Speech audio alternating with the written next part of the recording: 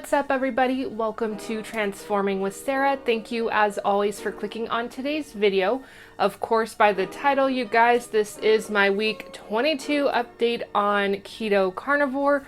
Just sharing my transformation weight loss journey with you guys, going from morbidly obese to a healthy weight. So of course, I'll be going over any changes, thought process, things like that for you guys, just putting it all out there in case you're interested in losing weight or just seeing what I'm doing to lose weight successfully.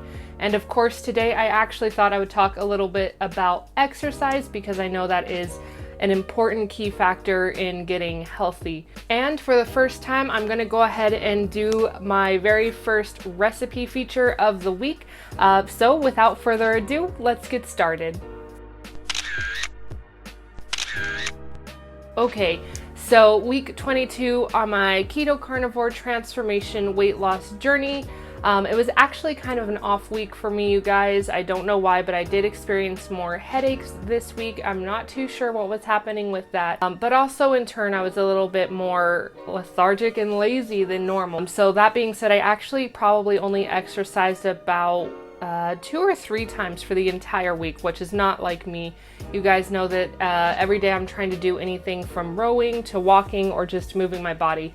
But for whatever the reason, this week was pretty challenging and I did slack with that. However, with my food and with my diet, I actually still am continuing on strong. I nailed that. I haven't had any cheat meals yet. Actually, within the last, 5 months now, I haven't had a cheat meal. So that's something I can pride myself in. So basically for this week, what did I eat? Mostly steak this week with a little bit of chicken here and there. And then of course, my staple brunch menu is bacon and eggs. Sometimes I'll mix it up with chorizo and egg, but this week is really just bacon and eggs for lunch all week.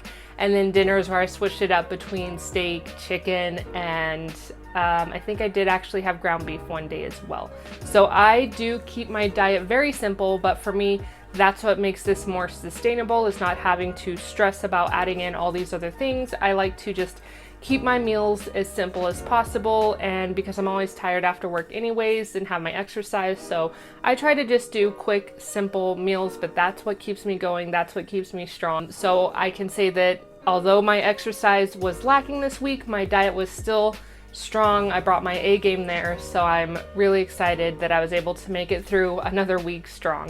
Okay, so I know that that's pretty vague on my week update, but for those of you that are new, if you really want to see more in detail everything that I'm doing, I do have a weekly playlist now, and I will link that below if you want to check that out, because I just love the fact that I am sharing my entire transformation weight loss journey. I started filming at the completion of my first week on keto. Here we are 5 months later, and guess what? It's gonna keep going. So one day when I hit my goal, if people join in then seeing my success and want to see everything leading up to that, everything will be documented. That's what I love about this channel, is this is something that I love. I'm feeling healthy and amazing, and I just want to share it with everybody.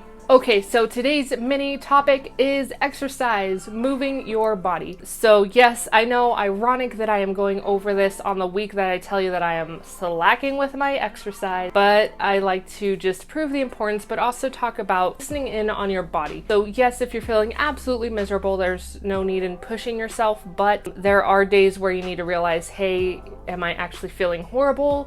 Or am I just feeling lazy? And if it's lazy, you definitely should try to do something, even if it's, say, a 5-minute walk. At the very least, it's something, right? That you're getting out there, doing something, getting fresh air. So I kind of came up with some things that you could do on those days where you don't feel like you can do the whole exercise, or just simple ways to move your body, because I know exercise can seem really intimidating to people, especially if you're overweight. And believe me, I know exercise is hard. It sucks sometimes. So I kind of just came up with a small list of easier ways to move your body, whether it be on those lazier days where you don't feel as well, or I know sometimes exercise can be really intimidating, especially if you're starting off like I did at morbidly obese. So here's my little list for you guys. Now, of course, something I recently added in, but I think it would be a really huge benefit for others as well, is yoga. Yes, there are more complicated ones, but guess what? If you're coming from overweight, they even have overweight yoga as well, where it's modified.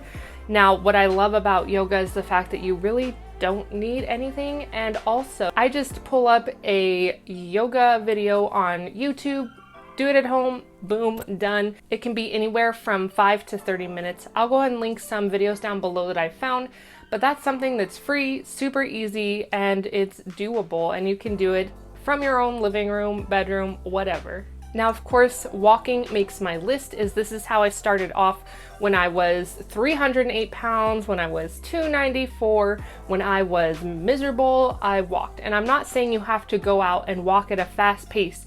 You can go out for a stroll. Yes, it might suck at first after you do it for a couple minutes, but you know what? It's gonna be worth it. Just try it. Believe me, when I first started walking around, I was out of breath, I was miserable. Start off slow.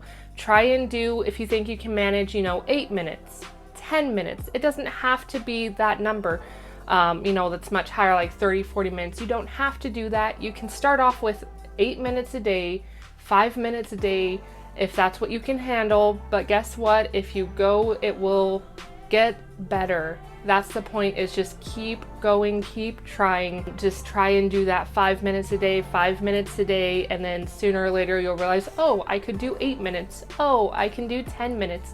It will get easier. Yes, it is hard at first, but if you just stick with it, it definitely will help you out, especially if you pair it with a great diet. And then 2 things I like to add in here, because people don't think about it, but really it's just important to move your body when you can. I would say chores could count as moving your body and exercise. If you've had a project that you've been putting off in your home that you haven't wanted to do, just try and maybe pick that up. Do that home project, get that movement in, doing something. And really, my newest favorite form, you guys, is dancing, because it doesn't feel like exercise. And I'm not saying you have to be amazing at dancing, because let's be real, I can't dance. But that being said, what I do is on a break or when I'm cooking in the kitchen, I will put on music and I will dance like nobody's watching, because I can't dance, but I feel fun, I get my heart rate up, so I am dancing, I'm cooking or dancing and doing chores, whatever, but is moving your body.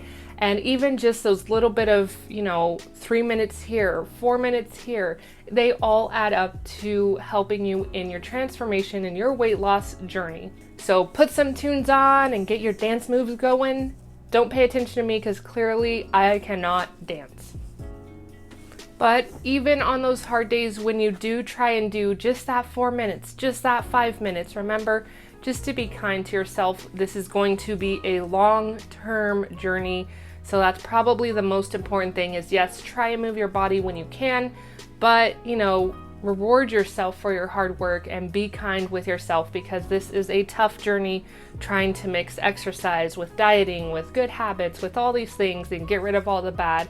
So just be kind to yourself. All right, so moving on to my recipe of the week, you guys. This is something new I'll be doing here and there. I specifically will be going over carnivore right now, since that is what I'm doing, and that way I can take pictures like this as I am making them, so I can share with you guys what I'm loving. I'm doing this to show you guys that carnivore does not have to be boring. It can have recipes, it can have these good creations, you can get creative. There are so many more things. It doesn't have to be the same thing over and over and over again. So this recipe today is absolutely, hands down, one of my favorites. It is fried pork chops, absolutely delicious. Now I do have 2 versions here. I do have kind of like my regular version and then my even fancier version of the fried pork chops. So I'll just quickly go over the ingredients for you guys and how I make them. So of course you're gonna need some pork chops. Now I prefer 2 versions. You can either get the large one that still has the bone in. That'll be good for the regular version of this recipe, but if you're going for the fancy version, you will want to do one of those thick cut pork chops that has no bones in it, and you'll see why later. Now you will also need pork panko. You can either buy it crushed up, or really it's just pork rinds. You can get a bag of pork rinds and crush it up yourself, or just buy it that way. I'll link the pork panko crushed up below that I get off of Amazon. You will need a couple of eggs for this recipe. Of course, you'll need some butter, or you could use bacon grease, whichever you prefer. If you can tolerate, or if you like cooking with spices, you'll want to break those out for this recipe. And then if you are doing the fancier version, you will want to do some cheese. I do Parmesan cheese, so if you want to do the fancy version, you can break out your favorite cheese paired with some Parmesan cheese. All right, so let's get down to cooking. Of course, you want to go ahead and just break out 1 to 2 eggs. You're going to go ahead and whisk that up in a bowl, and then you will go ahead and take out your pork chops. We'll go with the regular version first. So what you'll do is just automatically, if you season your food, go ahead and put on whichever seasonings you do. I pretty much have my go-to, which is like Lowry's seasoned salt, garlic powder, onion powder, and then if I want to add in chili powder, anything like that, go ahead and add that on. And then if you bought the bag of pork rinds, you will want to go ahead and get those crushed up real quick, because what you're going to do is take the pork chop, dunk it in the egg mixture, and then you're going to bread it in that pork panko mixture. Now, you can go and repeat this twice if you want. After you have it breaded, you can dunk it again and re-bread it. I usually only do it once and it works out fine. And then what you want to do, of course, is heat up a frying pan, put in your bacon grease or butter. Once it's hot enough to sear it, you'll want to go ahead and toss the pork chops in. What you're going to do is fry it up for about 2 to 3 minutes on each side. And then you're just going to toss it in the oven. I usually do 350 degrees. And depending on the cut of pork chop is the time. Of course, the thinner ones with the bone won't have to cook as long. The thicker ones without the bone will have to cook a little bit longer. Now, that's pretty much the recipe in total. Now, for the fancy version, really there's only one other difference here, is you'll want to back it on up. And your very first step before you even season the pork chops is, remember, these ones are going to be the thick cut pork chops with no bone.